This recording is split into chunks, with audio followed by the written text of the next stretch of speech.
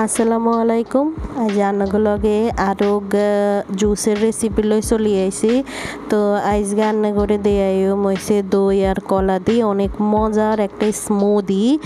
তো আশা করতেছি আর আজকের এই রেসিপি গানার কাছে ভালো লাগবো। ভালো লাগলে চ্যানেলকে সাবস্ক্রাইব করি আর চ্যানেলের পাশেই থাকবেন। তো চলেন তাইলে কথা না কই রেসিপিতে চলে যাই। তো আঙ্গো লাগবো হইছে কলা, একেবারে ফ্রেশ কলা না লই একটু পুরান কলা লনের চেষ্টা করবেন, তাইলে জুসটা ভালো লাগবো খাইতে। মানে জুস সব একদম আমি যে যাব মানে হয়েছে কি ব্ল্যান্ড করলে একেবারে সব বালা মতন গুলি যাইব গই। নয় একখানা শক্ত কলা হইলে এটা কিন্তু আবার গুলতে চাইতো না। আর লইবেন এনে দই, খোবার দই দিয়ে আইসি, বাট আপনারা যে কোনো দই লইতেন হারেন, কোনো সমস্যা নয়, তবে মিষ্টি দইটা লইয়েন, টক দই এনে লন যাইতো না।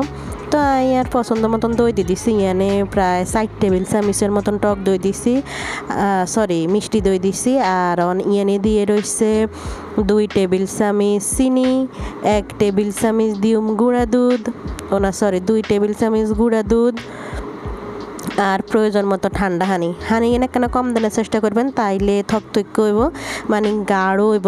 এরপরে ব্লেন্ডারে খুব ভালো মতন এটারে গুঁড়ি হেলাইবেন। এরপর যেহেতু খুবই গরম হতে আছে, তো আমরা আঙ্গো গ্লাসের মধ্যে কিছু বরফ কুচি দিয়ে দেন এর হরে ডালে দিয়ে ডাইলতাম যাই কুদ্দুর হরে গেছে গাছে যাক, এটা কোনো ব্যাপার না। তো এভাবে গ্লাসে লইবেন, গ্লাসে লইলনের হরে এর হরে কিছু কলা কুচি দিয়ে দিবেন। কুচি দিলে যেতানেরা খাইবেন, হেঁকতে ভাল লাগবে, আর বানানো লাগলে এটা দিয়েন না। তো এই তো আঙ্গো ড্রিঙ্কসের ফাইনাল আউটকাম। তা আশা করছি আর আজকের রেসিপি গানের কাছে ভালো লাগলো।